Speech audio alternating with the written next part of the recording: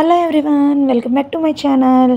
అందరూ ఎలా ఉన్నారు? నేనైతే చాలా బాగున్నాను. మీరందరూ కూడా చాలా చాలా బాగుండాలని మనస్ఫూర్తిగా కోరుకుంటూ ఇవాళ వ్లాగ్లోకి అయితే వచ్చేద్దామా.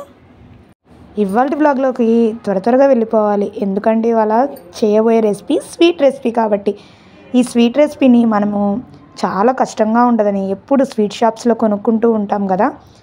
అలా స్వీట్ షాప్స్లోకి వెళ్ళి గబగబా కొనే పని లేకుండా మన ఇంటికి ఎవరైనా రిలేటివ్స్ వచ్చినా కూడా టక్కు మన చిటికలో చేసి పెట్టేసేయచ్చు. ఇంత ఈజీనా అనిపిస్తుంది అనమాట. ప్రాసెస్ అంతా నేను చెప్పినాక టేస్ట్ చేశాక అంత స్వీటా అనిపిస్తుంది. ఓకే, ఇవాళ బ్లాగ్ వచ్చేసి మీకు ఆల్రెడీ థంబ్నెయిల్ చూస్తే అర్థమైపోయింది కదా. జిలేబీలు ఇష్టం లేని వాళ్ళు ఎవరు ఉంటారు?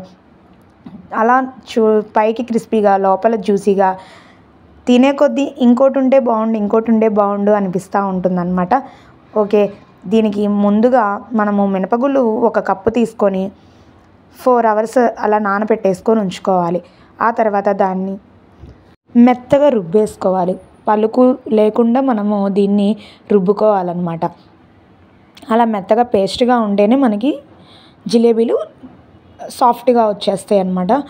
ఇందులోకి ఒక 2 to 4 స్పూన్స్ కార్న్ఫ్లోరు, అలాగే 2 to 4 స్పూన్స్ బియ్యం పిండిని వేసుకొని కలుపుకోవాలి.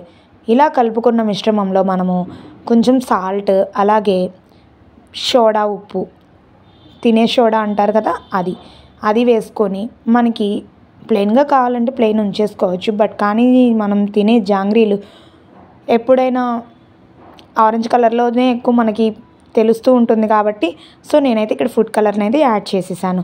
ఫుడ్ కలర్ యాడ్ చేసేసాక ఇక్కడ చూస్తున్నారు కదా బ్యాటర్ ఎలా ఉందో, చూస్తుంటేనే చాలా కళ్ళకి ఇంపుగా అనిపిస్తూ ఉంది. ముందుగా ఈ బ్యాటర్ని అయితే రెడీ చేసి మనం పక్కన పెట్టేసుకోవడమే. ఆ తర్వాత మనం కావాల్సింది పాకం అన్నమాట.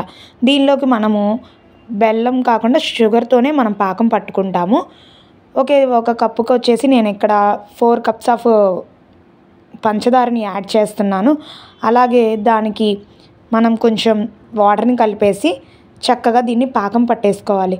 పాకంకి చిన్న సిమ్లో పెట్టేసుకొని ఈజీగా పాకం పట్టుకోవడమే. షుగర్ మెల్ట్ అయిపోయినాక మనకి గులాబ్ జామ్ అవి చేసుకునేటప్పుడు పట్టుకుంటాం కదా పాకం, జస్ట్ 1 లేయర్ తీగ పాకంలాగా పట్టుకోవాలన్నమాట. చక్కగా మరిగిపోయినాక ఇలా మరుగుతూ ఉంటుంది. ఇలా మరిగిపోయినాక దీనిలోకి మనమైతే లెమన్ని స్క్వీజ్ చేసుకోవాలన్నమాట. చాలా ఈజీగా అయిపోయే పాకం అండి. పాకము పట్టడం కూడా రాని వాళ్ళు కూడా ఈ షుగర్ సిరప్ని ప్రిపేర్ చేసుకోవచ్చు. ఈలోపు మనమైతే చక్కగా ప్యాన్ని స్టవ్ మీద పెట్టేసి దానిలోకి ఆయిల్ని వేసుకొని ఫ్రైకి రెడీ చేసేసుకుందాం అన్నమాట.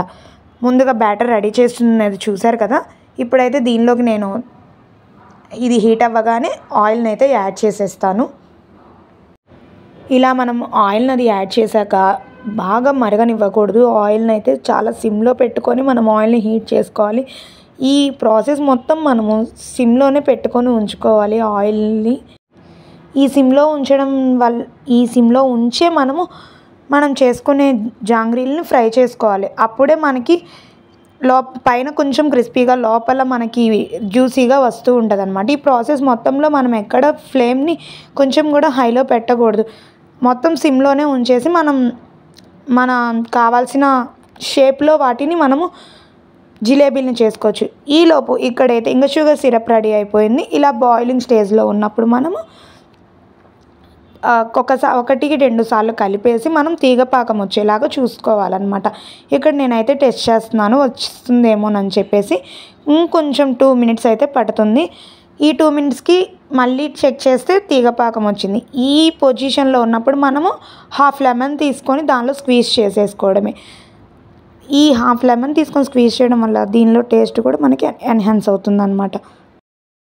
చూస్తున్నారు కదా, ఇక్కడ నేనైతే లెమన్ మొత్తాన్ని స్క్వీజ్ చేసేసుకున్నాను.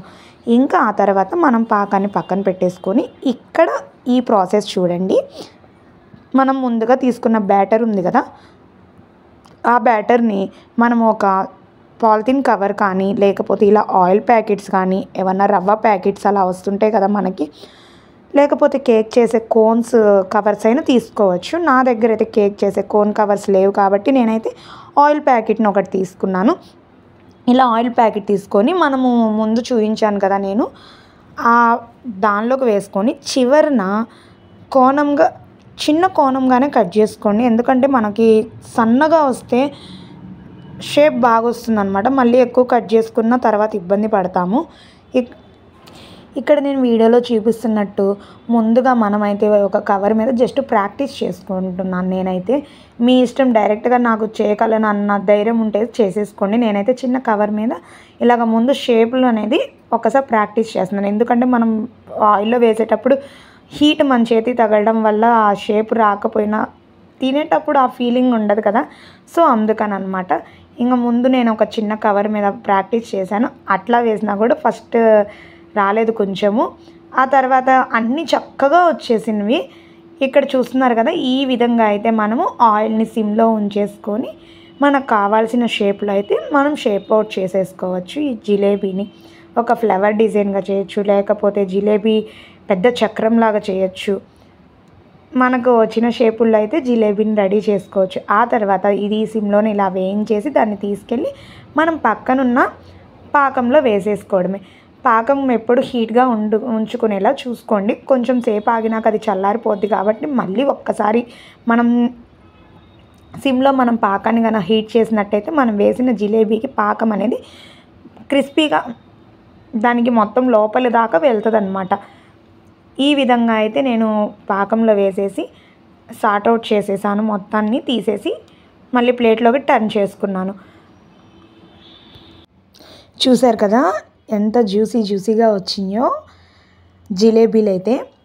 ఈజీగా చేసుకోవచ్చండి, ఎక్కువ సమయం అయితే పట్టదు. మనము పప్పు నానబెట్టుకోవడం ఒక్కటే కొంచెం టైం టేకింగ్ అనమాట. మిగతా ప్రాసెస్ అంతా చక్క చేసేసేయచ్చు.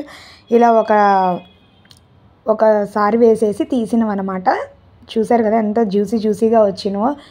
టేస్ట్ అయితే సూపర్గా నచ్చింది మా పిల్లలకి కూడా. వేడిగానే తినేసాము. అండ్ తర్వాత ఇంకొక రౌండ్ వేస్తున్నాను అనమాట. మనం పెట్టుకున్న పాన్ను బట్టి ఉంటుందండి. చక్కగా ఒక 3-4 అలాగా వేసేసుకొని మళ్ళీ వేసుకుంటుంటే పాకము ఈజీగా పట్టిద్ది. అలాగే మనకి ఇరుకు లేకుండా సర్కిల్స్లు కూడా బాగా వచ్చేస్తాయి అన్నమాట. చూసారుగా నేను తీసుకున్న 1 కప్పు మినపగుళ్ళతో ఇన్ని జిలేబీలు అయితే వచ్చేసినవి. మీరు కూడా చక్కగా ఇంట్లో టేస్ట్ చేసేసి ఎవరైనా రిలేటివ్స్ వచ్చినప్పుడు ఫాస్ట్గా చేసి రెసిపీని వాళ్ళకి షాక్ చేసేసేయండి. అలాగే ఇష్టంగా తినేస్తారు. పిల్లలకి కూడా బయట ఫుడ్ నచ్చిద్దో నచ్చదో, హెల్దీ కాదో అనే భయం లేకుండా మనం ఇంట్లోనే చేసి పెట్టుకున్నామంటే హెల్తీకి హెల్తీ, టేస్టీకి టేస్ట్, డబుల్ ధమాకా. ఓకే, మీరు కూడా ట్రై చేసేసి ఖచ్చితంగా ఎలా ఉందో కామెంట్ చేయడం మటుకు మర్చిపోకండి. Thanks for watching. Thanks for giving you time. Bye bye.